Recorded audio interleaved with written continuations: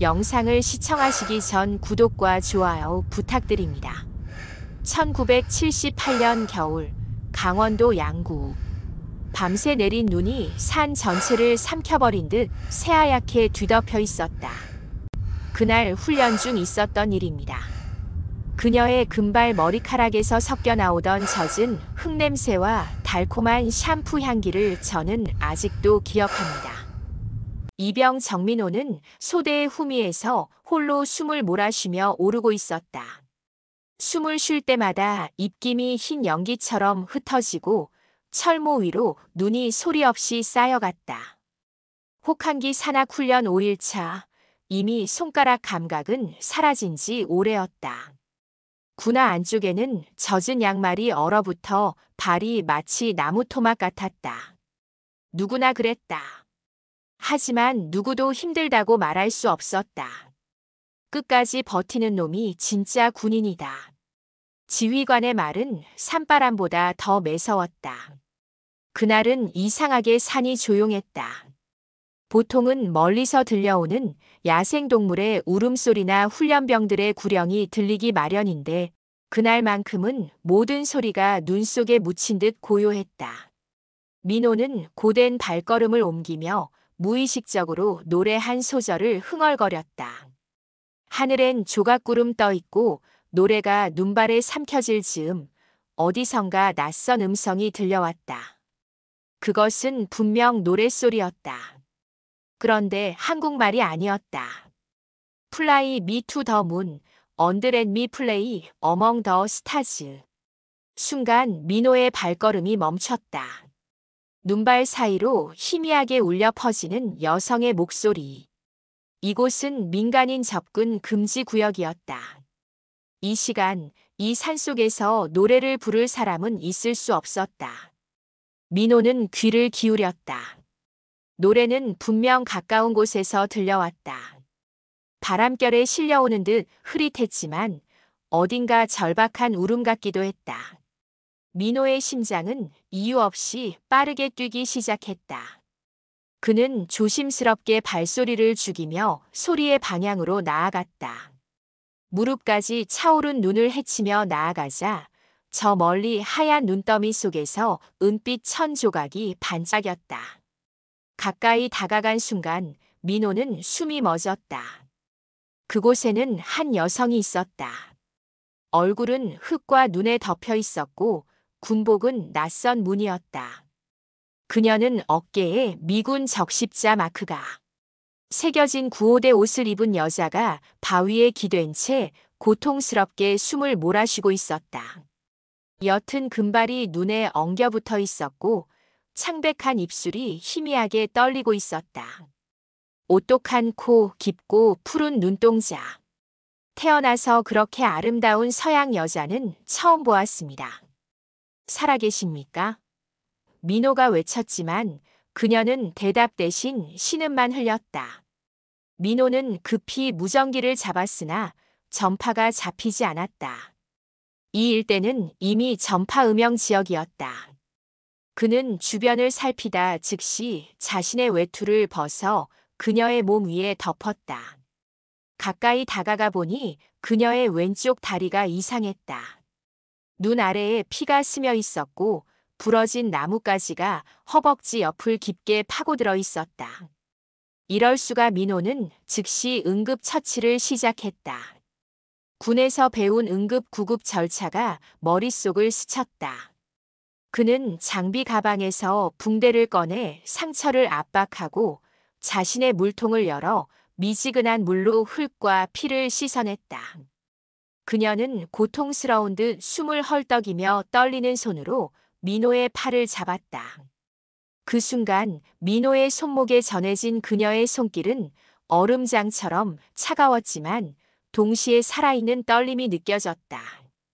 그녀의 손가락이 그의 소매를 움켜쥐는 힘은 미약했지만 그 안에 담긴 절박함이 민호의 가슴을 조였다. 땡. 큐. 그녀의 목소리는 너무 미약했지만 분명 감사의 뜻이었다. 민호는 단정히 대답했다. 괜찮습니다. 움직이지 마세요. 곧 구조대를 부를 겁니다. 하지만 현실은 냉혹했다. 무전은 끊겼고 눈보라가 점점 거세졌다. 해가 산 너머로 기울기 시작했고 온도는 영하 20도 가까이 떨어졌다. 이대로 두면 그녀는 저체온으로 위험할 상황이었다. 민호는 결심했다. 지금 당장 내가 이 사람을 들쳐 업고 내려가야 한다. 그는 그녀를 천천히 자신의 등에 눕혔다. 그녀의 풍만한 가슴이 제 등에 고스란히 닿았습니다. 순간 젊은 나이의 혈기는 주체할 수 없이 뜨거워졌습니다. 저희는 서로의 체온에 의지한 채 절뚝거리며 한 걸음 한 걸음 힘겹게 발걸음을 옮겼습니다.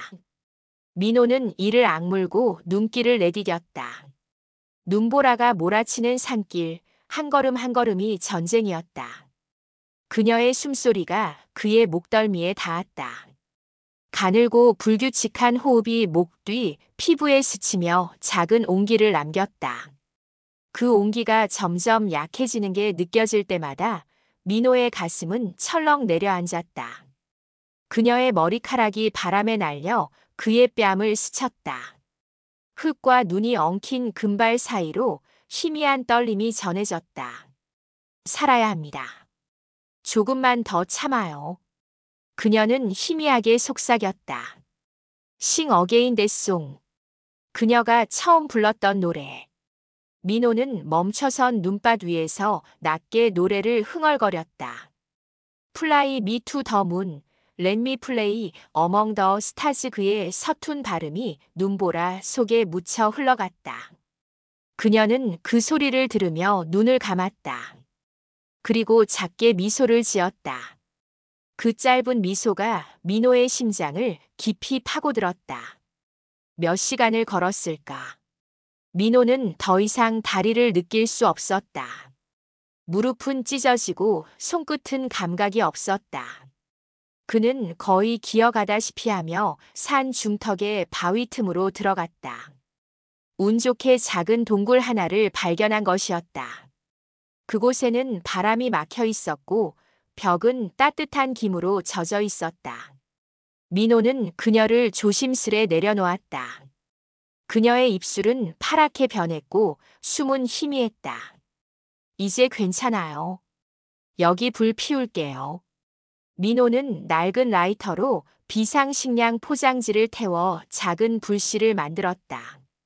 그 위에 낙엽과 나뭇가지를 더하자 불이 금세 커졌다. 불빛이 동굴 벽을 따라 일렁였다. 그 빛이 그녀의 얼굴을 비추었다.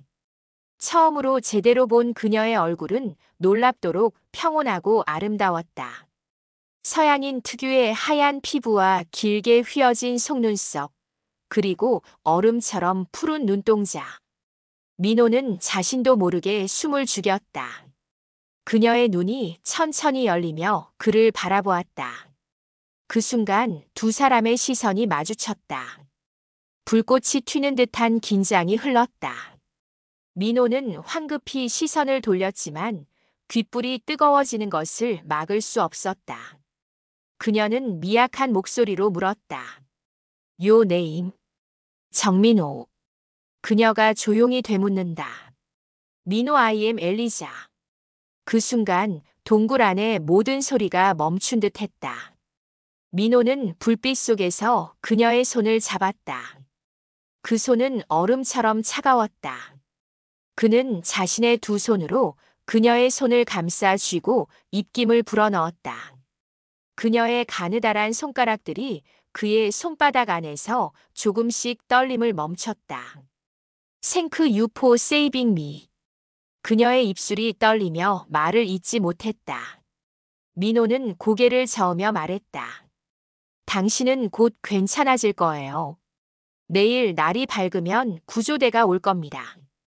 하지만 그 말이 끝나자마자 밖에서 폭설이 쏟아지기 시작했다. 산은 순식간에 눈벽으로 막혔고 구조대는 올 수 없었다. 엘리자의 몸이 다시 심하게 떨리기 시작했다.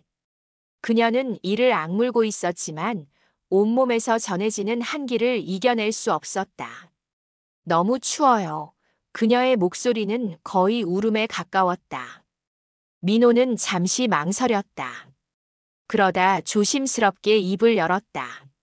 제가 괜찮으시다면 체온을 나눠드릴 수 있습니다. 그렇게 하면 버티실 수 있을 겁니다. 엘리자는 떨리는 눈으로 그를 바라보았다. 긴 침묵이 흘렀다. 그녀가 천천히 고개를 끄덕였다.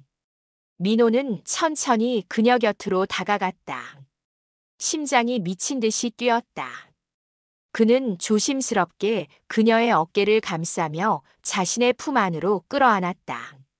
그녀의 차가운 몸이 그의 가슴에 닿는 순간 민호는 숨이 멎는 것 같았다. 엘리자의 이마가 그의 목 아래에 닿았다. 그녀의 가느다란 숨결이 그의 쇄골 부근을 스쳤다. 민호는 자신의 외투를 벗어 두 사람을 함께 감쌌다. 그녀의 등을 감싼 그의 팔이 떨렸다.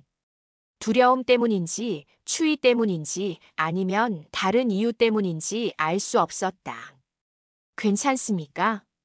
그가 낮게 물었다. 예스. 그녀의 대답은 떨리고 있었지만 안도가 섞여 있었다. 시간이 흐르면서 두 사람의 체온이 천천히 섞이기 시작했다. 엘리자의 떨림이 조금씩 잦아들었다. 민호는 그녀가 잠들지 않도록 계속 말을 걸었다. 어떻게 이곳에 오게 되셨습니까? 헬리카프터 크래슈트 아이렌. 그녀의 목소리는 여전히 약했지만 조금 더 또렷해졌다. 이제 괜찮을 겁니다. 민호가 말했다. 그의 손이 그녀의 등을 천천히 쓰다듬었다. 위로하려는 본능적인 행동이었지만 그 순간 두 사람 모두 미묘하게 긴장했다. 엘리자가 고개를 들어 그를 올려다보았다. 불빛에 반사된 그녀의 푸른 눈동자가 그의 눈을 똑바로 바라보았다. 두 사람의 얼굴이 너무 가까웠다. 서로의 숨소리가 들렸다. 민호의 심장은 폭발할 것 같았다. 그는 황급히 시선을 피했다. 노래 또 불러드릴까요? 엘리자가 작게 미소 지었다. 플리즈. 민호는 낮게 노래를 시작했다. 플라이 미 투 더 문. 서툰 발음이었지만 진심이 담겨 있었다. 엘리자가 작은 목소리로 따라 불렀다. Let me play among the stars. 두 사람의 목소리가 동굴 안에서 어우러졌다. 불빛이 흔들리며 벽에 그림자를 드리웠다. 엘리자의 머리가 천천히 그의 어깨에 기댔다. 민호는 움직이지 않았다. 그녀의 금발이 그의 턱에 닿아 간지러웠지만 그는 가만히 있었다. 민호. 그녀가 속삭였다. 네. 당신은 좋은 사람이에요. 민호는 대답하지 못했다. 그의 가슴이 뜨거워졌다. 그는 그녀를 더 꽉 안았다. 두 사람은 그렇게 밤새도록 서로의 체온으로 겨울을 견뎠다. 그날 밤 민호는 처음으로 죽음을 두려워하지 않았다. 그의 마음은 이상하게 평온했다. 한 여자를 살리겠다는 단 하나의 생각만이 그를 지탱했다. 하지만 그의 마음 한구석에는 이제껏 느껴보지 못한 감정이 싹트고 있었다. 그것이 무엇인지 그는 알 수 없었지만 그 감정은 따뜻했고 아팠고 아름다웠다. 새벽녘 눈이 그쳤다. 동굴 입구로 아침 햇살이 스며들었다. 민호는 그녀의 상태를 확인했다. 맥박은 약하지만 분명히 뛰고 있었다. 그는 동굴 밖으로 나가 눈 위에 SOS 표시를 만들었다. 그리고 얼마 지나지 않아 헬리콥터의 소리가 들렸다. 구조 신호탄이 터지며 붉은 연기가 하늘로 치솟았다. 구호 헬기가 착륙하자 미군 구조대가 달려왔다. 엘리자는 들것에 실려 올라가며 마지막으로 민호를 바라봤다. 민호.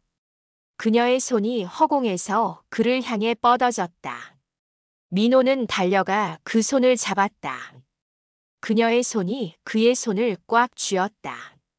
마치 놓고 싶지 않다는 듯. 송 리멤버? 민호는 고개를 끄덕였다. 목이 메어 말이 나오지 않았다. Of course. I will sing AIN. 그녀의 손이 천천히 풀렸다. 헬리콥터가 떠오르고 눈바람이 다시 휘몰아쳤다. 민호는 하늘을 올려다보며 눈을 감았다. 귀에는 아직도 그녀의 목소리가 맴돌았다. Fly me to the moon. 그날 이후 민호는 노래를 멈췄다. 그의 마음속 한켠에는 언제나 눈 속에 낯선 노랫소리가 살아있었다. 그리고 그가 평생 잊지 못한 것은 노래만이 아니었다. 그녀의 체온, 그녀의 떨림, 그녀의 눈빛, 그녀의 손길. 그 모든 것이 그의 가슴 깊은 곳에 새겨졌다. 그리고 그는 몰랐다. 그 노래가, 그 기억이 훗날 그의 인생을 다시 일으켜 세울 줄은. 눈보라가 멎은 아침, 하늘은 유난히 맑았다. 민호는 동굴 앞에서 구조 헬리콥터의 굉음이 들려오는 것을 들었다. 붉은 신호탄이 하늘을 가르며 터졌고 미군 구조대가 눈을 헤치며 달려왔다. 그녀는 들것에 실려 올라가면서 끝내 눈을 떴다. 하얀 입김 사이로 미소가 비쳤다. 민호 고마워요. 살아서 다행입니다. 꼭 다시 봐요. 약속해요. 약속합니다. 그녀가 손끝으로 그의 손을 꼭 쥐었다. 그 따뜻한 감촉이 손바닥에 오래 남았다. 헬리콥터가 떠오를 때 민호는 한 발짝도 움직이지 못했다. 눈보라 사이로 멀어지는 그녀의 모습이 흐릿하게 사라졌다. 그가 세상 어느 누구보다 강하게 살아있음을 느낀 순간이었고 동시에 그 누구보다 깊은 허전함이 찾아온 날이었다. 그날 이후 며칠 동안 민호는 이상하리만치 조용했다. 식사 시간에도 말이 줄었고 밤이 되면 불 꺼진 내무실 창가에서 하늘만 바라봤다. 눈 속에 그녀가 떠오를 때마다 마음이 뒤틀렸다. 그녀의 웃음, 떨리는 목소리, 차가운 손끝, 그리고 그날 밤의 온기까지. 그 짧은 인연이 마치 평생의 기억처럼 생생했다. 소대 동기이자 의무대 행정병으로 일하던 박성철이 그를 불러 세웠다. 야, 민호. 너 그날 외국인 구조했다며? 그 사람 미군 간호장교라던데. 민호는 대답 대신 고개만 끄덕였다. 그 사람 아직 의무실에 있대. 다리 부상 심했대. 그런데 말이야, 내 이름만 나오면 눈빛이 확 바뀌더라. 성철은 장난스럽게 웃었지만 민호는 오히려 당황했다. 그 사람한테 내 얘기를 했어? 아니, 그냥 네가 걱정한다더라. 그날 밤 민호는 잠들지 못했다. 결국 작고 낡은 수첩을 꺼내 펜을 들었다. 글씨가 덜덜 떨렸다. 엘리자, 그날 산속에서 당신을 구했던 정민호입니다. 지금쯤이면 부상은 좀 나으셨을까요? 당신이 무사하다는 소식을 듣고 안심했습니다. 그날 밤 제가 들은 당신의 노래가 자꾸 머릿속에 맴돕니다. 짧은 편지였지만 그의 진심이 모두 담겨 있었다. 그는 다음 날 조심스레 그 편지를 성철에게 건넸다. 이걸 그쪽에 전해줄 수 있을까? 민호야, 이거 걸리면 둘 다 곤란해진다. 그래도 부탁한다. 성철은 한숨을 쉬며 편지를 품속에 넣었다. 이틀 뒤 의무실 쪽에서 그를 부르는 성철의 얼굴에 미묘한 미소가 떠올랐다. 야, 답장 왔다. 민호는 심장이 미친 듯이 뛰었다.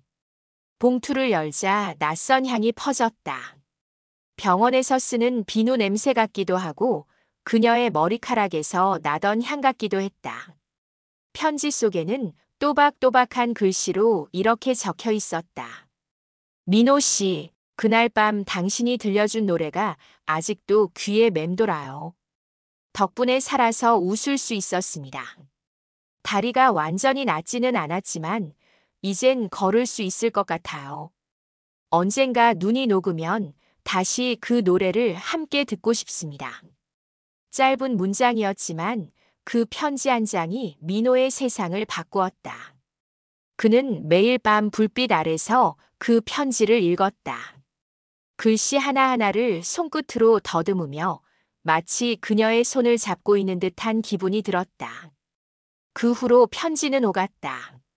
성철은 전령처럼 두 사람의 다리 역할을 했다. 이번엔 내가 먼저 써야겠다. 지난번엔 그쪽에서 두 장이나 썼어.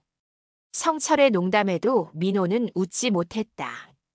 대신 조용히 종이 위에 마음을 쏟았다. 엘리자 씨, 당신이 보낸 편지를 읽을 때마다 가슴이 따뜻해집니다. 추운 곳에서 홀로 지내는 게 외롭진 않으신가요? 제겐 당신이 불러준 노래가 아직도 가장 따뜻한 기억입니다.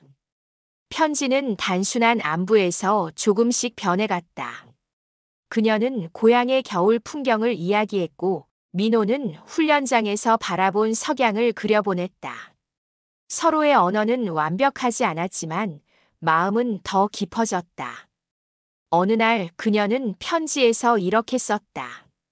당신의 손이 내 손에 닿았을 때 이상하게도 두려움이 사라졌어요. 그 밤의 따뜻함을 잊지 못합니다. 그 문장을 읽는 순간 민호의 손끝이 떨렸다. 그녀가 느꼈던 온기와 자신이 품었던 떨림이 같은 것이었음을 깨달았다. 그날 이후 그는 매일 밤 창문을 열고 달을 올려다봤다. 달빛 아래에서만큼은 그녀가 가까이에 있는 것처럼 느껴졌다. 하지만 그 따뜻한 교류도 오래가지 못했다. 한 달쯤 지났을 때 성철이 어두운 얼굴로 찾아왔다. 민호야, 안 좋은 소식이야. 무슨 일이야? 그 사람 본국으로 돌아간대. 갑작스럽게 명령이 떨어졌어. 왜요? 규정 위반이래. 현지 군인과 사적인 교류가 있었다는 이유로. 민호는 아무 말도 할 수 없었다. 가슴 속 무언가가 무너지는 소리가 났다. 그녀는 규율 하나를 어겼다는 이유로 이 낯선 땅에서 쫓겨나는 셈이었다. 그날 밤 민호는 편지를 썼다. 그러나 쓸수록 마음이 복잡해졌다. 보고 싶습니다라고 적었다가 다시 지웠다. 당신 덕분에 살았습니다라고 적었다가 또 찢었다. 결국 남은 건 한 줄뿐이었다. 당신의 노래를 평생 잊지 않겠습니다. 다음 날 그는 그 편지를 성철에게 맡겼다. 성철은 말없이 받아들며 고개를 숙였다. 이게 마지막이겠지? 민호는 대답하지 않았다. 그날 오후 미군 헬리콥터가 기지 상공을 가르며 날아올랐다. 민호는 훈련 중이었지만 하늘을 올려다보았다. 바람에 실려 희미하게 들려오는 여자의 목소리. 그것이 환상인지 현실인지 구분할 수 없었다. 그녀가 창가에 손을 얹고 무언가를 외쳤다. 소리는 들리지 않았지만 그의 가슴이 먼저 알아들었다. 노래해줘요. 그 순간 민호는 눈물이 왈칵 쏟아졌다. 그녀가 사라진 하늘을 향해 낮게 속삭였다. 알아요, 엘리자. 언젠가 다시 부를게요. 그날 이후 그는 다시는 노래를 부르지 않았다. 회식 자리에서 누군가 노래를 시켜도 그는 웃으며 말했다. 목이 좀 쉬었어요. 하지만 아무도 몰랐다. 밤이 되면 모두 잠든 내무실 구석에서 그가 조용히 입술로만 노래를 따라 부른다는 것을. 달까지 날 데려가 줘요. 그 노래의 끝에서 그는 언제나 눈을 감았다. 눈을 감으면 그녀가 눈 속에서 웃고 있었다. 몇 주 뒤 마지막 편지가 도착했다. 소인이 이미 낯선 나라의 것이었다. 민호 씨, 달을 볼 때마다 당신이 생각납니다. 눈은 녹겠지만 그날의 노래는 평생 사라지지 않을 거예요. 내 생명을 구해줘서 고맙습니다. 그 노래처럼 당신의 삶도 따뜻하길 바랍니다. 그 편지를 품에 안은 민호는 오래도록 하늘을 올려다봤다. 하늘 한가운데에는 커다란 보름달이 떠 있었다. 그 달빛이 그의 눈동자에 고여 그녀의 마지막 미소처럼 반짝였다. 그해 봄, 눈이 모두 녹았다. 그러나 민호의 마음속엔 여전히 겨울이 남아 있었다. 그리고 그 겨울의 한가운데엔 그녀의 목소리와 노래가 여전히 살아 있었다. 늦가을 비가 유리창을 얇게 때리던 오후였다. 민호는 오래된 라디오를 창고에서 꺼내 먼지를 털었다. 손때가 벤 다이얼을 돌릴 때마다 치직거리는 잡음이 얹혔고 어쩌다 선명한 목소리가 스쳤다가 사라졌다. 텔레비전은 하루 종일 시끄러웠고 휴대전화 화면은 자꾸 눈을 피곤하게 했다. 그래서인지 라디오의 낡은 숨소리가 그날따라 더 따뜻하게 느껴졌다. 오늘은 해외 봉사자 인터뷰를 준비했습니다. 젊은 시절 한국에서 구호 활동을 했고 최근엔 다시 한국을 찾아온 분이세요. 오래전 자신을 눈 속에서 구해준 한 한국 청년에게 노래로 인사를 전하고 싶다고 하셨습니다. 사회자의 담담한 멘트가 지나간 뒤 낯익은 숨 고르기가 들렸다. 그리고 오래전 겨울밤 동굴 속에서 떨리던 그 음색이 그대로 흘러나왔다. 첫 음절이 터지는 순간 민호의 손에서 머그컵이 미끄러져 바닥에 쨍그랑 소리를 냈다. 가느다란 금이 컵 표면을 가르며 번졌다. 심장이 거칠게 뛰었다. 믿을 수 없었지만 믿지 않을 수 없었다. 그녀였다. 엘리자. 라디오는 그녀의 이야기를 짧게 전했다. 젊은 날 눈 덮인 산에서 한국 청년을 만났고 그날 이후 살아있다는 사실 자체가 선물처럼 느껴졌다는 말.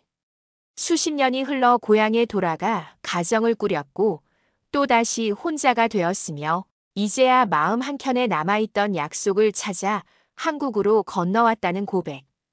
그리고 마지막으로 그날의 노래를 부르고 싶다는 청. 민호는 라디오를 부여잡고 숨을 죽였다. 소리는 오래된 스피커 종이를 타고 방 안 구석구석 퍼졌다. 그가 평생 입술로만 속삭였던 그 선율이 이제는 전파를 타고 세상 위로 떠올라 있었다. 그는 의자에 앉지도 못하고 서서 끝까지 들었다. 노래가 끝나자 DJ가 말했다. 혹시 이 사연의 주인공이 방송을 듣고 계시다면 아래 번호로 연락 주세요. 달빛 약속이라고만 남겨도 됩니다. 민호는 손을 더듬어 전화기를 찾았다.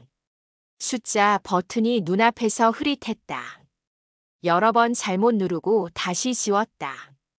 연결음이 몇 번 울리더니 젊은 작가의 밝은 목소리가 들렸다. 청취자 상담실입니다. 방금 그 방송 들었습니다. 어떤 부분이요? 그 눈 속에서 그분이 제 이름을 묻던 그때 저는 말이 엉켰다. 작가는 한동안 조용히 듣더니 조심스럽게 물었다. 혹시 달빛 약속 기억하시나요? 민호는 눈을 감았다. 예. 매년 그 달빛을 올려다보며 같은 노래를 불렀습니다. 잠시 침묵 뒤 작가가 숨을 고르고 말했다. 내일 오후 공개홀에서 작은 라이브 방송이 있어요. 혹시 와주실 수 있나요? 신분을 확인할 방법이 많지 않아서요. 그 대신 그날의 한 소절을 아주 조용히라도 들려주실 수 있으면. 전화를 끊은 뒤 민호는 씻지도 않은 손으로 방바닥에 물자국을 닦았다. 금간 컵을 쓰레기통에 버리려다 멈추었다. 컵을 포개지 않고 싱크대 구석에 조용히 세워두었다. 오래 기다린 약속을 앞두고 어떤 것도 섣불리 끝내고 싶지 않았다. 다음 날 그는 평소보다 일찍 집을 나섰다. 지하철 손잡이가 유난히 차가웠다. 유리창에 비친 자신의 얼굴은 생각보다 많이 늙어 있었다. 그럼에도 눈빛은 그때와 닮아 있었다. 역을 나와 방송국까지 걷는 길, 바람 속에 말린 낙엽이 바스락거렸다. 계절이 한 장 넘어가는 소리 같았다. 공개홀 출입구 옆 작은 안내 데스크에 어제의 작가가 서 있었다. 그는 쭈뼛거리며 다가가 조용히 말했다. 어제 전화드렸던 정민호입니다. 작가의 눈이 커졌다. 오셨어요. 혹시 증명하실 수 있는 게 있을까요? 민호는 주머니에서 오래된 종이 쪽지를 꺼냈다. 황금빛으로 변한 가장자리, 피랍이 강하게 눌린 글자들. 이건 40년 전 마지막 편지예요. 저에게 온. 작가는 쪽지를 조심스럽게 읽었다. 달을 볼 때마다 그날의 노래를 생각하겠다는 문장. 그녀의 이름을 직접 말하지 않기로 했지만 셋은 모두 알았다. 작가는 고개를 숙여 인사했다. 잠시만 기다려주세요. 바로 연락드릴게요. 무대 뒤편 대기실 문이 열렸다. 닫히는 소리가 멀리서 들렸다. 여러 번의 조용한 속삭임이 오갔다. 잠시 후 작가가 서둘러 달려왔다. 잠깐만, 여기서 이쪽으로 끝나고 바로 모실게요. 방송 중간에 관객석 조명을 조금만 올릴 텐데 그때 혹시 가능하시다면 아주 작게 그날의 첫 소절만. 민호는 고개를 끄덕였다. 자리로 돌아와 숨을 가다듬었다. 조명이 어둡게 내려앉고 사회자의 멘트가 이어졌다. 다시 한번 모시겠습니다. 그때의 주인공. 박수 소리가 잦아들고 무대 위로 그녀가 걸어 나왔다. 흰머리가 섞인 짧은 머리, 얇고 단정한 원피스. 무대 조명 아래에서 그녀의 눈빛은 여전히 깊었다. 마이크를 잡은 손이 아주 조금 떨렸다. 그녀는 한동안 말을 잇지 못하더니 관객을 천천히 둘러보았다. 그리고 차분히 말했다. 세월이 많이 흘렀지만 어떤 온기는 사라지지 않습니다. 그날 밤 눈 속에서 들었던 목소리. 그 목소리가 지금도 제 삶을 지탱해 줍니다. 객석의 조명이 천천히 올랐다. 민호는 자리에서 일어나지 않았다. 대신 숨을 들이쉬고 입술을 열었다. 목 밖으로 공기가 부딪히며 미세하게 떨렸다. 그가 평생 밤마다 속삭여왔던 그 한 소절을 처음으로 세상 앞에서 아주 작게 내보냈다. 처음 음이 공기 위로 올라앉는 순간 그녀가 고개를 들었다. 조명 사이로 두 사람의 시선이 곱게 마주쳤다. 관객의 술렁임이 잠시 일었다가 사라졌다. 그녀는 미소 지으며 고개를 끄덕였다. 마치 잘 왔어요 라고 말하는 듯. 그녀가 노래를 이어갔다. 민호는 더 이상 소리를 내지 않았다. 이제 그의 몫은 곁에 있어주는 것, 그리고 잊지 않는 것이었다. 노래가 끝나자 홀 안은 오랜 박수로 가득 찼다. 방송이 마무리되고 분주한 발걸음 사이로 작가가 다가왔다. 지금 잠깐 가능하세요. 뒷문으로 모실게요. 민호는 설명을 제대로 듣지 못했다. 심장이 너무 크게 뛰어서 세상의 소리가 멀어졌다. 대기실 문이 열렸다. 작은 방 안 의자 하나와 물병 2개. 그녀가 조용히 일어나 그를 바라봤다. 민호 씨. 이름 두 음절이 방 안을 가볍게 울렸다. 그는 무심코 허리를 굽혔다가 멈추어 섰다. 어떤 예의도 어떤 형식도 필요 없음을 깨달았다. 그녀가 한 걸음, 그가 한 걸음. 둘 사이의 거리는 그렇게 사라졌다. 서로의 손이 닿았다. 손등에 주름이 겹치고 손바닥의 온기가 얇은 공기를 데웠다. 그녀가 먼저 웃었다. 그때 약속 오래 걸렸네요. 민호도 웃었다. 그래도 지키러 왔습니다. 잠시 둘은 말없이 창밖을 보았다. 비가 거친 하늘에 구름이 찢기듯 열리며 옅은 푸른빛이 비쳤다. 그녀가 조용히 물었다. 어떻게 지내셨어요? 민호는 길게 대답하지 않았다. 잘 버텼습니다. 그날의 노래 덕분에요. 그녀는 고개를 끄덕였다. 저도요. 짧은 침묵이 이어진 뒤 그녀가 가방에서 얇은 노트를 꺼냈다. 한쪽 모서리가 닳아 없어질 만큼 오래된 표지. 그날 이후로 저는 무대에 설 때마다 이 노트를 들고 있어요. 당신이 했던 말들이 여기 있어요. 괜찮아요. 곧 아침이 올 거예요. 눈 속에서 들은 그 말이 제 인생을 바꿨거든요. 민호는 노트를 조심스레 넘겨보았다. 한글과 서툰 번역, 삐뚤게 그려진 산의 윤곽, 그 사이사이에 낯선 나라의 계절이 붙잡혀 있었다. 그는 노트를 덮고 말했다. 이제부터는 우리 둘의 계절로 채웁시다. 그녀는 피식 웃었다. 듣던 대로 말이 참 단정하세요. 군대에서 배운 말투라서요. 둘은 함께 웃었다. 웃음이 잦아들자 그녀가 조심스럽게 제안했다.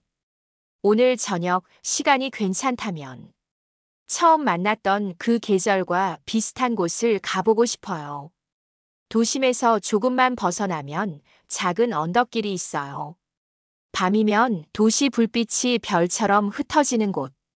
민호는 대답 대신 가볍게 고개를 끄덕였다. 그날 저녁 그들은 강을 따라 난 산책로를 걸었다. 낙엽이 발밑에서 사각거렸고 강물은 흐르는 내내 아무 말이 없었다. 둘은 자주 멈춰 섰고 다시 걸었다. 오랜 설명이 필요 없는 사람들이 그러하듯 가끔씩만 서로를 바라보고 대부분은 같은 방향을 내다보았다. 언덕 위에 오르자 도시의 불빛이 넓게 펼쳐졌다. 그녀가 귓가에 바람을 가르며 속삭였다. 그날 밤 저는 정말로 두려웠어요. 그런데 당신이 아침이 온다고 했을 때 세상에 아침이 다시 올 수도 있겠구나 생각했어요. 민호는 천천히 숨을 내쉬었다. 나도 무서웠습니다. 하지만 당신의 노랫소리가 있었어요. 그 소리가 내 등뼈를 펴주었습니다. 그녀가 그를 바라보았다. 밤 공기가 차가웠지만 두 사람의 눈빛은 오래도록 흔들리지 않았다. 그녀가 마지막으로 물었다. 이제 우리 어디서부터 다시 시작할까요? 민호는 잠시 생각하더니 먼 하늘을 가리켰다. 구름 사이로 둥근 달의 윤곽이 희미하게 솟고 있었다. 예전처럼 거기서부터요. 달이 떠오르면 오늘의 첫 소절을 함께. 그들은 소리를 높이지 않았다. 누구에게 들려주기 위한 노래가 아니었다. 한밤의 언덕 위, 바람과 강물과 도시의 불빛 사이에서 오래 미뤄둔 약속이 조용히 몸을 얻었다. 그날의 첫 음이 공기 위에 올랐을 때 두 사람은 동시에 알았다. 세월은 많은 것을 바꾸었지만 서로를 향해 나아가는 마음의 길은 한 번도 잃지 않았다는 것을. 집으로 돌아오는 길, 민호는 문득 라디오를 떠올렸다. 내일 아침 금간 컵을 버리지 않기로 했다. 하나의 금이 오래 남듯 헤어짐도 사랑도 결국 같은 무늬로 남는다는 것을. 이제는 조금 알 것 같았다. 밤이 깊어갈수록 달빛이 선명해졌다. 그는 창문을 열고 하늘을 올려다보았다. 멀리서도 분명히 들리는 어떤 노랫소리가 있었다. 세상이 조용해지자 비로소 잘 들리는 두 사람만의 음정과 호흡. 민호는 미간을 펴고 눈을 감았다. 그의 옆에 그녀의 걸음소리가 나란히 맞춰졌다. 오랜 겨울이 끝나고 아주 천천히 새벽이 올라오는 것처럼. 그날 이후 두 사람은 조심스럽게 서로의 일상 속으로 들어왔다. 그녀는 서울 근교의 조용한 숙소에 머물며 봉사 일정이 끝날 때마다 민호를 찾아왔다. 둘은 함께 시장을 걸었고 강가를 산책하며 오래된 이야기를 이어갔다. 민호는 그녀의 모국 억양이 섞인 한국어를 들을 때마다 웃음을 지었다. 그녀는 그의 느릿하고 다정한 말투를 들을 때마다 마음이 편안해졌다. 처음에는 주변의 시선이 불편했지만 시간이 지나자 아무렇지 않게 되었다. 노을 질 무렵 작은 카페 창가에서 마주 앉아 있으면 젊은 시절의 그날 밤이 다시 돌아온 듯 했다. 둘 사이에는 말보다 긴 침묵이 많았지만 그 침묵이 오히려 서로를 더 깊이 잇는 끈이 되었다. 엘리자는 한국 체류 기간을 연장하기로 했다. 이곳이 나를 다시 살게 했어요. 그녀의 눈빛은 담담했지만 단단했다. 민호는 그 말을 듣고 잠시 고개를 숙였다. 그녀가 머물러 준다는 것이 고맙고도 두려웠다. 행복이 오래 머무를 수 있을까 하는 오랜 세월의 습관 같은 불안이 가슴 한켠에 자리했다.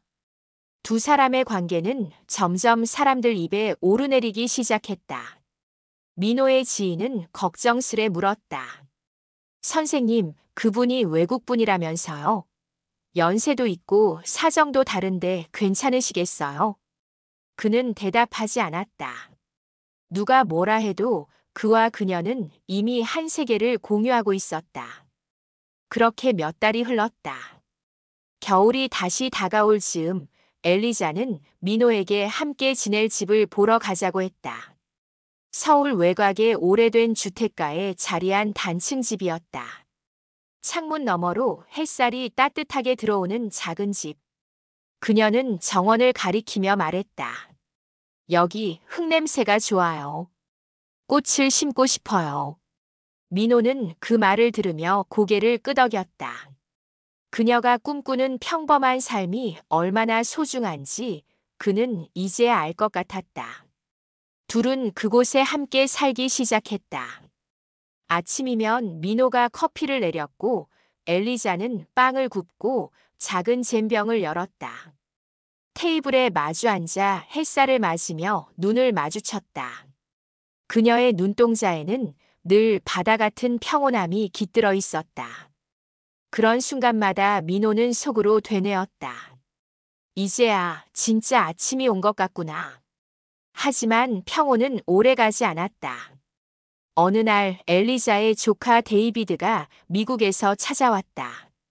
그는 그녀의 미국 재산 정리와 관련된 일을 돕겠다고 했다. 민호는 처음엔 예의를 다했다. 하지만 데이비드의 눈빛에는 미묘한 경계가 섞여 있었다. 식사 자리에서 그는 무심한 듯 물었다. 민호 씨는 무슨 일을 하시죠? 이제는 은퇴했습니다. 학생들을 가르쳤어요. 음악을요. 음악이라 낭만적이네요. 고모는 돈이 많지 않습니다. 아마 이런 생활 유지하기 쉽지 않으실 거예요. 그 말은 칼날 같았다. 민호는 억눌린 웃음으로 대꾸했다. 우린 돈보다 시간을 나누는 사이입니다. 데이비드는 비웃듯 미소를 지었다. 시간이야말로 가장 비싼 자산이죠. 누구에게나 공평하지 않으니까요. 그날 이후 데이비드는 자주 그들의 집에 들렀다. 명목은 고모를 챙기기 위해서였지만 그의 태도는 점점 노골적으로 변했다. 그는 엘리자 몰래 민호를 따로 불러 말했다. 고모는 감정에 약해요. 젊은 시절부터 늘 누군가를 구하려고만 했죠. 당신 같은 사람을 만나면 또다시 상처받을 거예요. 그게 무슨 뜻입니까? 그냥 오래된 경험담입니다. 고모는 예전에도 누군가에게 속은 적이 있거든요. 그날 밤 민호는 잠을 이루지 못했다. 데이비드의 말이 머릿속을 떠나지 않았다. 속았다는 단어가 귓가를 맴돌았다. 자신이 그 어떤 의심도 받지 않길 바라면서도 그녀의 인생에 또 다른 부담이 되는 것은 아닐까 두려웠다. 며칠 뒤 예상치 못한 일이 터졌다. 엘리자의 통장에서 큰돈이 빠져나갔다는 연락이 온 것이다. 은행에서는 온라인 송금 내역이 있었다고 했다. 그녀는 당황했고 민호도 믿기지 않았다. 그런데 문제는 그 송금 계좌의 이름이 정민호였다는 점이었다. 엘리자는 충격의 말을 잃었다. 이게 어떻게 된 거죠? 민호는 눈을 크게 떴다. 나와는 아무 상관도 없어. 나는 은행 계좌를 쓴 적도 없어요. 그녀는 잠시 그를 바라보다가 고개를 숙였다. 미안해요. 나도 그렇게 믿고 싶어요. 하지만 그녀의 말끝이 흐려졌다. 그날 저녁 데이비드가 찾아와 서류를 내밀었다. 증거예요. 고모, 이건 명백해요. 송금 기록도 있고 계좌명도 있잖아요. 엘리자는 아무 말도 하지 못했다. 그녀의 시선이 흔들렸다. 민호는 입술을 깨물었다. 이건 조작이야. 당신이 뭘 꾸민 거야? 데이비드는 차가운 미소를 지었다. 증거가 모든 걸 말하죠. 사랑이라는 이름으로 사람을 속이는 건 언제나 똑같은 결말을 낳습니다. 그날 밤 집안의 공기는 얼어붙었다. 엘리자는 그의 눈을 피했고 민호는 무언가를 변명하려다 그만뒀다. 서로를 향한 신뢰가 실처럼 얇게 끊어지는 소리가 들리는 듯 했다. 다음 날 민호는 가방 하나만 들고 집을 나섰다. 그녀가 잠든 사이였다. 테이블 위에는 짧은 메모 한 장이 놓여 있었다. 미안합니다. 진심을 증명할 방법이 떠오르지 않네요. 하지만 믿어주세요. 내 마음은 단 한 번도 거짓이 아니었습니다. 그는 그 메모 옆에 낡은 손수건 하나를 올려두었다. 그녀가 눈 속에서 다쳤을 때 피를 닦아주던 바로 그 손수건이었다.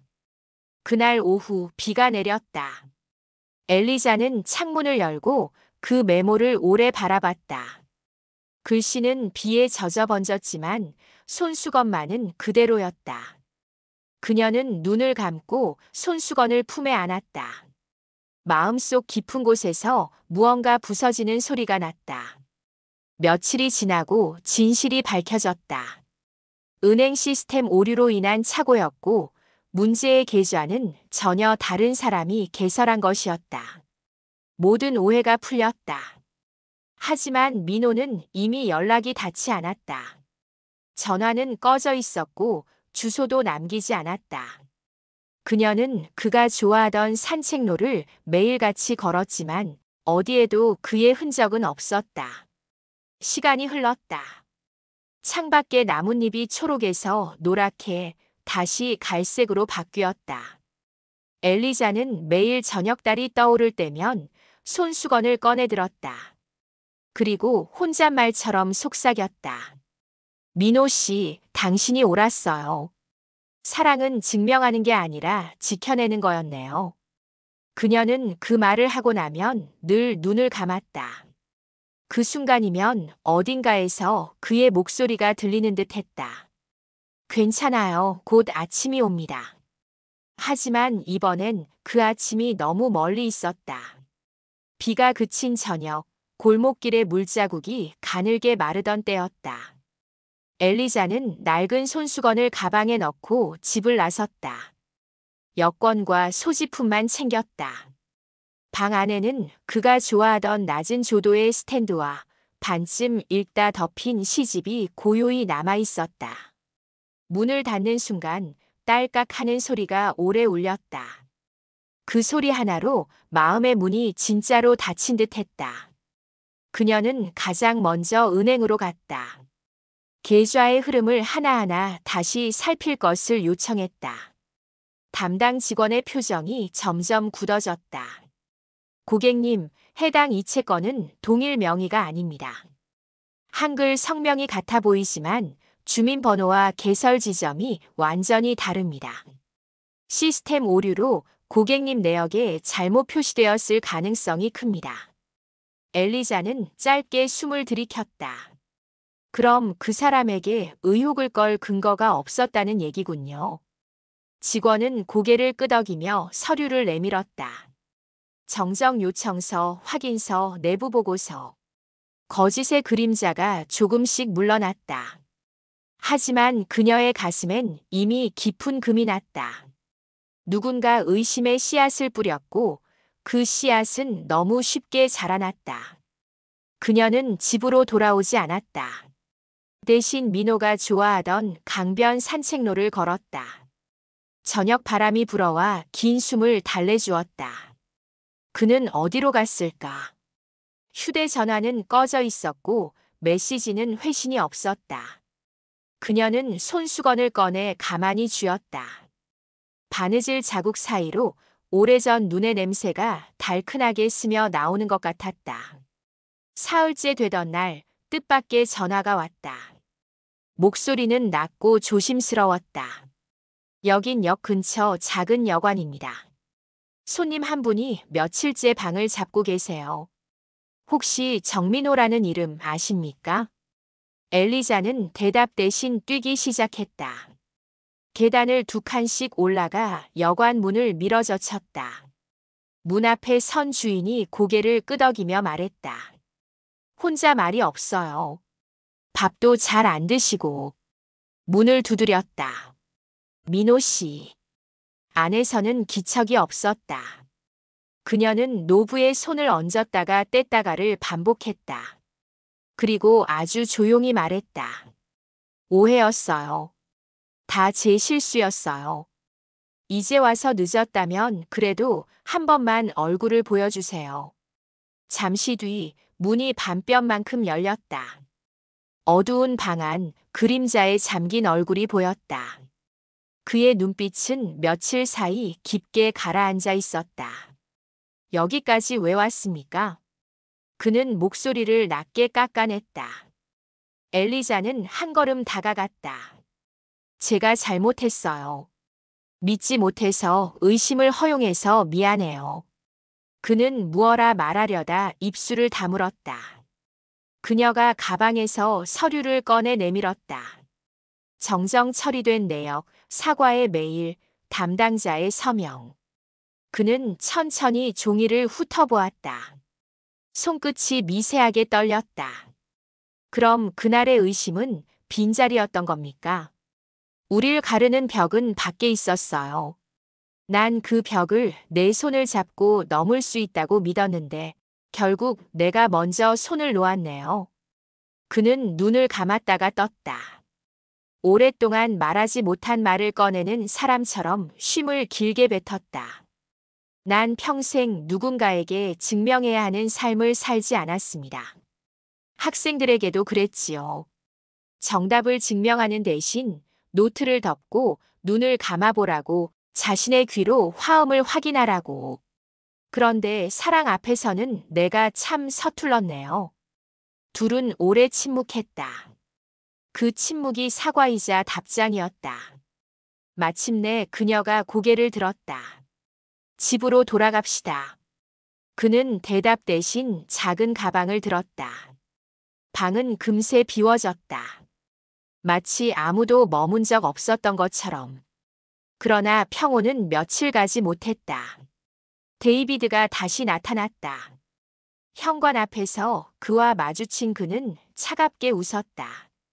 고모, 너무 감상적이군요. 세상은 감정으로 굴러가지 않습니다. 그 남자 떠나게 해야 합니다. 엘리자는 단호하게 고개를 저었다. 내가 만든 의심이었지. 은행과 확인했어. 데이비드는 눈을 가늘게 떴다. 문서는 종이일 뿐이에요. 사람 마음이 먼저 흔들리면 증거는 나중에 따라옵니다. 그날 밤 창밖에서 인기척이 났다. 엘리자가 커튼을 젖히려는 순간 유리가 와장창 깨졌다. 돌덩이가 거실 바닥을 구르며 테이블 다리에 부딪혀 멈췄다. 문이 벌컥 열리며 데이비드가 들어섰다. 손에는 번들거리는 금속. 둘 다 끝입니다. 민호가 반사적으로 엘리자를 뒤로 감쌌다. 잠깐의 몸싸움. 빛나는 금속이 휘둘러졌고 팔을 스친 열감이 번개처럼 퍼졌다. 민호가 비틀거리며 넘어지자 데이비드가 다시 달려들었다. 그 순간 엘리자가 몸을 던졌다. 금속이 허공을 가르며 그녀의 어깨를 스쳤다. 뜨겁고 묵직한 통증이 밀려왔지만 그녀는 물러서지 않았다. 민호는 남은 힘을 모아 데이비드의 손목을 비틀었다. 금속이 바닥에 떨어지며 둔탁한 소리를 냈다. 그가 소파 쪽으로 밀려 넘어갔고 동시에 현관에서 경찰의 고함이 들렸다. 이웃의 신고였다. 모든 것이 멈춘 뒤 집 안에는 유리 조각과 어두운 흔적이 흩어져 있었다. 사이렌 소리가 멀어지며 밤이 깊었다. 구급대가 상처를 소독할 때 엘리자는 이를 악물었다. 민호가 그녀의 손을 꽉 잡았다. 괜찮습니까? 그녀는 웃음을 지어 보였다. 난 괜찮아요. 당신이 곁에 있으니까. 데이비드는 살인 미수와 협박, 손괴 혐의로 체포되었다. 그의 차량과 집에서는 위조된 서류와 조작에 쓰인 흔적이 나왔다. 그가 오랫동안 그녀의 재산을 빌미로 압박해왔다는 사실도 드러났다. 법정에서 그는 끝까지 혐의를 부인했지만 결정적인 증거들이 차곡차곡 쌓였다. 선고날 엘리자는 방청석에 앉아 있었다. 판사의 목소리가 차분히 울려 퍼졌다. 유죄. 철커덕 구속의 소리가 법정의 공기를 가로질렀다. 집으로 돌아온 밤, 둘은 깨진 유리를 치우고 피 묻은 러그를 말없이 정리했다. 그 사이사이로 바람이 드나들었다. 엘리자가 마지막 조각 하나를 쓰레기 봉투에 넣고 나서 말했다. 여길 떠나요. 민호는 그녀를 보았다. 어디로든. 그녀는 잠시 생각하더니 미소 지었다. 당신이 처음 노래를 속삭였던 곳과 닮은 산이 있는 나라로. 그렇게 둘은 한국으로 돌아왔다. 민호가 살던 작은 마을의 언덕 아래 낮은 담장과 작은 마당이 있는 집을 구했다. 봄이면 매화가 피고 여름이면 장독대 옆 그늘이 넓어지는 곳. 아침마다 민호는 된장국을 끓였고 엘리자는 텃밭에서 상추잎을 따와 씻었다. 서툰 한국말로 이웃들과 인사를 나누고 장날이면 손을 잡고 시장을 걸었다. 그들의 일상은 작았지만 단단했다. 한때 유리처럼 금이 났던 마음이 흙처럼 결을 되찾아가고 있었다. 가을의 문턱에서 둘은 산에 올랐다. 오래 걷지 않아도 되는 낮은 숲길이었다. 이끼 낀 바위와 얕은 계류가 이어졌다. 숨이 차오를 때마다 서로의 걸음에 보폭을 맞췄다. 정상을 조금 남긴 평지에서 민호가 멈춰 섰다. 바람이 고개를 넘어와 두 사람의 머리칼을 다정히 쓸었다. 기억합니까? 그가 물었다. 이 냄새, 이 바람결, 이 조용한 소리들. 엘리자는 고개를 끄덕였다. 그날 밤 당신 품에서 들었던 모닥불 소리도요. 다시 올 수 없을 줄 알았어요. 하지만 우린 여기까지 왔네요. 그녀의 음성은 낮았지만 단단했다. 민호가 주머니에서 낡은 것을 꺼냈다. 세월의 빛이 바랜 손수건. 모서리의 실밥이 가늘게 풀려 있었다. 그녀가 숨을 멈추었다. 그걸 아직도 버리려 해도 버려지지 않았습니다. 돌아오라고 계속 손을 이끌었거든요. 그녀는 손수건을 받아 가볍게 눈가에 대었다. 그리고 조용히 웃었다. 이건 우리의 표지네요. 얼마나 멀리 돌아가더라도 다시 펼치면 같은 페이지로 돌아오게 만드는. 그들은 바위에 나란히 앉았다. 아래로 펼쳐진 들판이 햇살을 받아 금빛으로 일렁였다. 민호가 천천히 숨을 들이쉬었다. 말 대신 오래 미뤄둔 첫음을 입술에 올렸다. 소리는 높지 않았다. 누구에게 들려주려는 노래가 아니라 서로에게 길을 내어주는 의미였다. 엘리자가 따라 불었다. 둘의 호흡이 자연스레 맞춰졌다. 한때 모닥불과 눈보라와 어둠 속에서 몸을 녹여주던 그 노래가 이제 가을 햇살 아래에서 또렷이 이어졌다. 끝 음이 잦아들자 엘리자가 속삭였다. 우리가 가진 건 결국 이 노래뿐이네요. 민호는 고개를 저었다. 아닙니다. 우리는 이 노래를 함께 부를 수 있는 오늘을 가졌지요. 그녀의 눈동자에 가을 하늘이 비쳤다. 투명하고 깊은 잃어버린 계절들이 겹쳐 앉은 빛. 그녀가 그의 손을 살며시 잡았다. 그럼 약속해요. 내일도 모레도 더 늙은 어느 날에도 우리가 잊을 것 같을 때마다 다시 부르기로. 민호는 웃었다. 약속합니다. 바람이 약속을 받아들고 숲 너머로 걸어갔다. 잎사귀들이 사각사각 맞장구를 쳤다. 멀리서 아이들이 떠드는 소리가 희미하게 들려왔다. 세상은 언제나처럼 분주했고 그 한가운데서 두 사람은 아주 천천히 늙어가기로 했다. 해가 서쪽으로 기울어 길게 그림자를 느렸다. 내려오는 길 둘은 말수가 적었다. 말이 필요 없이 같은 속도로 같은 돌부리를 넘어섰다. 마을 어귀에 다다랐을 때 엘리자가 멈춰서서 그를 바라봤다. 민호 씨. 네. 오늘도 잘 버텼네요. 그는 웃으며 고개를 끄덕였다. 당신 덕분에요. 밤이 내리고 달이 올랐다. 창문을 반쯤 열어두니 서늘한 바람과 함께 매캐한 장작 냄새가 스며들었다. 민호가 라디오 다이얼을 한번 돌렸다가 멈췄다. 아무 소리도 나오지 않았다. 대신 그는 창가에 등을 기댄 채 낮은 음으로 첫 소절을 시작했다. 엘리자가 그 옆에서 고개를 기대고 들릴 듯 말 듯 뒤를 이었다. 두 목소리가 겹치며 방 안에, 마당에, 골목 모퉁이에 그리고 서로의 가슴 속에 오래 머물렀다. 그 노래가 끝날 즈음 둘은 거의 동시에 숨을 고르고 웃었다. 사랑은 증명하는 것이 아니었다. 의심이 칼처럼 스쳐 지나가도 끝내 같은 음으로 돌아와 다시 시작하는 것. 그들에게 사랑은 그렇게 이어지는 한 곡이었다. 그날 밤 손수건은 창가에 말려 있었다. 새벽 이슬이 마르면 다시 주머니로 돌아가겠지. 어쩌면 언젠가 또 다른 계절의 페이지를 표시해 줄지도 모른다. 중요한 건 이제 어떤 페이지를 펼치든 그들이 함께 읽을 것이라는 사실이었다. 그리하여 두 사람의 노래는 끝나지 않았다. 계절이 바뀔 때마다, 달이 차고 기울 때마다 그들은 같은 첫 음에서 시작해 서로의 호흡으로 곡을 완성했다. 어떤 겨울에도 지지 않을 아주 조용하고 단단한 멜로디로. 영상을 재미있게 보셨다면 구독과 좋아요 부탁드립니다. 영상을 만드는데 큰 힘이 됩니다. 시청해 주셔서 감사합니다.